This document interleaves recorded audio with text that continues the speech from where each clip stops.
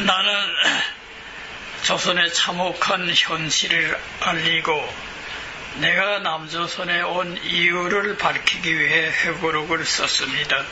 사랑하는 조선인민들이 김정일 독재를 반대하고 민주주의 투쟁에 나서는데 나의 글이 도움이 되기를 바랍니다.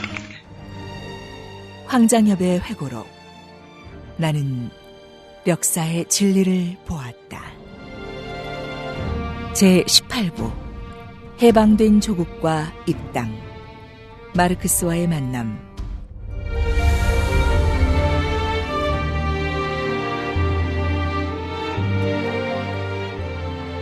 (1948년 2월) 중앙당학교 이론반 6개월 과정에 들어가게 되었다. 이것은 나의 사상적 발전에 중요한 계기가 되었다. 이 이론반은 마르크스 레닌주의 강의, 다시 말해 소련 공산당 역사 강의를 담당할 대학원 양성반이었다. 이 반에 들어온 사람들은 모두 수준급으로 인정받고 있었다. 이 학교는 숭실 전문학교 자리를 썼는데 몇 동은 교실로 쓰고 몇 동은 기숙사로 썼다. 나는 뒤떨어진 공부를 메우기 위해 잠도 안 자고 매달렸다. 그래서 야간 대학생이라는 별명을 얻었다. 나는 철학의 취미를 가진 동무들과 철학 연구소조를 조직하고 엥겔스에 져서 루드비히 포이에프 바하와 독일 고전 철학의 종말을 학습했다. 이 학습을 통하여 나는 마르크스주의가 자기 철학을 갖고 있음을 인정하기에 이르렀다. 그러나 한편으로는 마르크스주의에 참다운 인생관이 없다는 걸 느끼기도 했다. 우리를 지도하는 강사들 대부분은 소련에서 온 조선인들이었다. 교장은 김승하라는 사람이었는데 그는 소련에서 발간된 교과서로 철학 강의를 했다.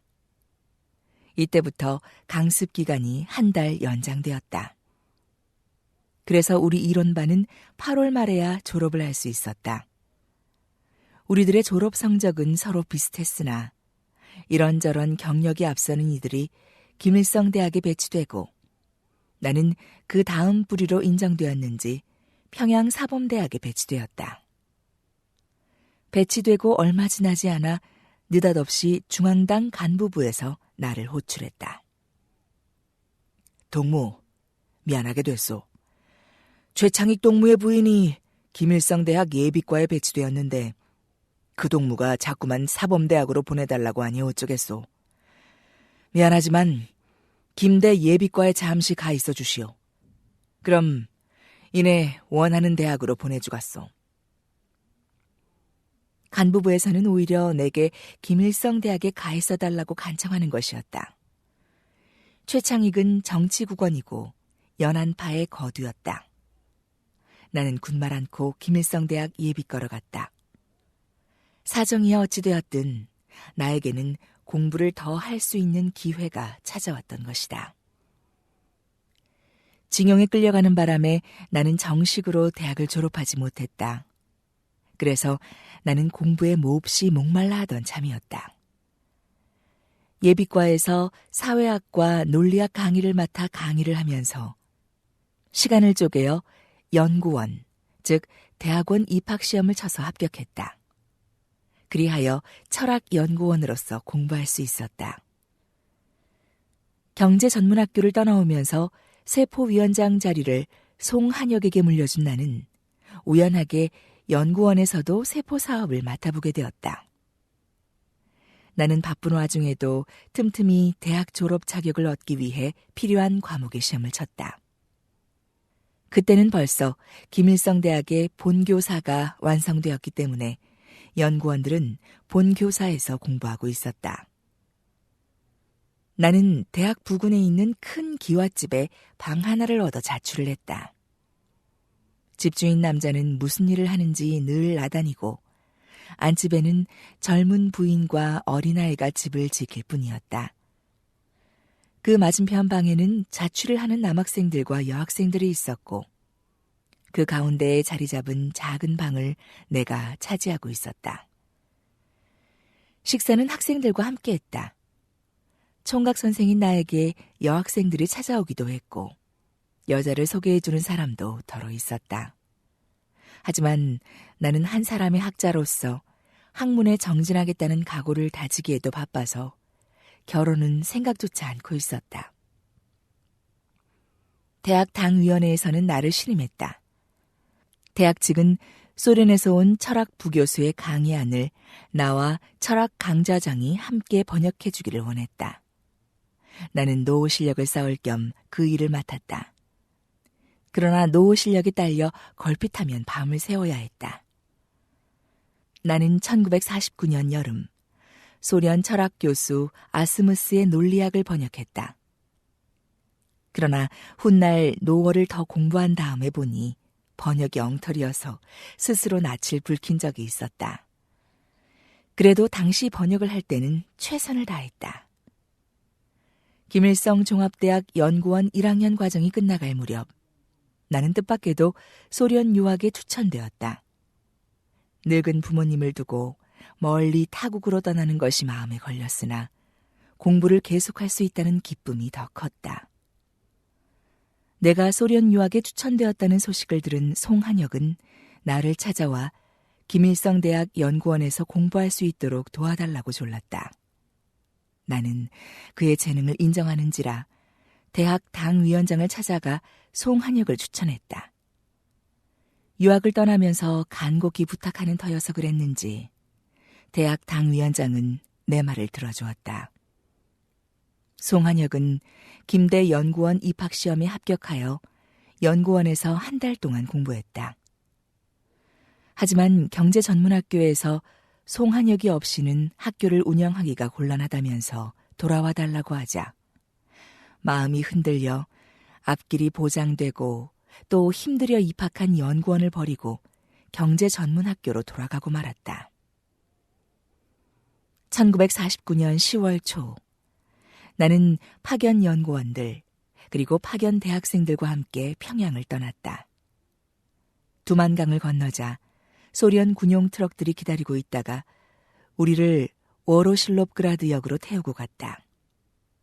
운전이 어찌나 난폭한지 차가 마구 요동을 쳐서 튼튼하지 못한 트렁크들은 박살이 나고 말았다. 역에서 돼지비계가 둥둥 떠있는 고깃국이 나왔다. 몇 해 만에 처음으로 먹어보는 고깃국이라 기대를 하면서 달려들었는데 도무지 무슨 맛인지 알 수가 없어 실망했다. 소련 사람들은 대소변을 보는 방법도 우리와 달랐다. 화장실이 급해 병사에게 화장실이 어디냐고 물었더니 한쪽을 손짓했다. 그러나 그쪽을 찾아보아도 화장실은 없었다. 돌아와 다시 물어보자 병사가 말했다. 잘 찾아보면 있다. 다시 병사가 가리키는 곳으로 가다가 나는 어떤 소련 사람이 가랑이를 벌린 채 돌멩이를 딛고 앉아있는 걸 봤다. 소련에 기대를 걸었던 나는 맥이 빠졌다. 화장실 얘기가 나왔으니 말이지만 모스크바 종합대학에도 칸을 막은 화장실은 없고 훤히 트인 곳에 놓인 변기에 앉아 서로 얘기를 주고받으며 뒤를 보게 되어 있었다. 소변 보는 곳은 더 말할 것도 없었다. 처음엔 이상했으나 나중에는 습관이 되어 괜찮았다.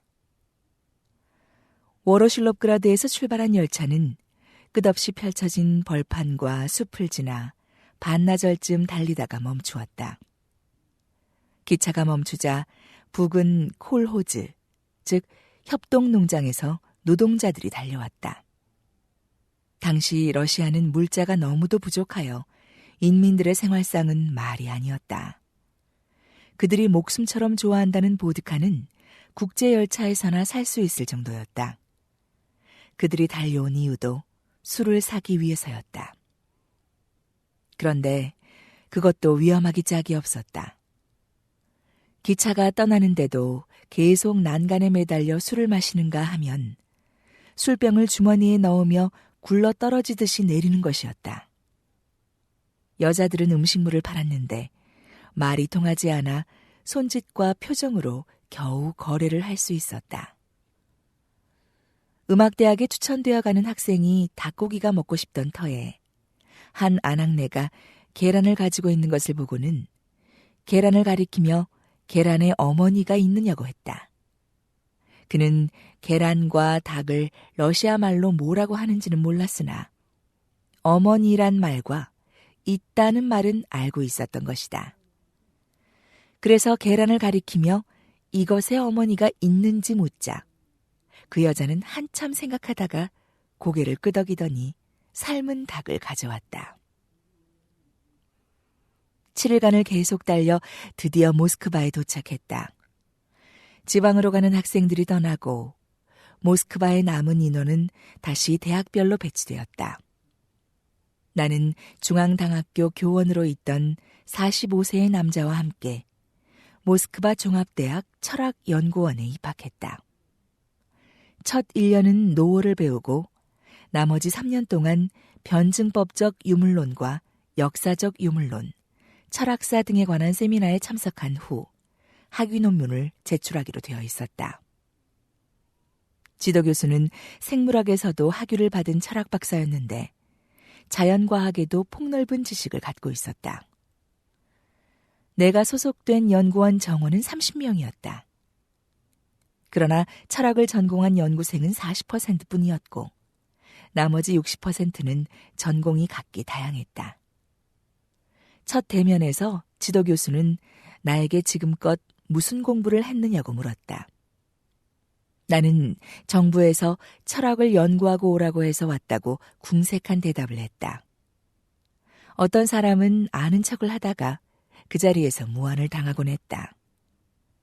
유학생들 중에서 내가 유리한 건 노어를 얼마간 공부했다는 점이었다.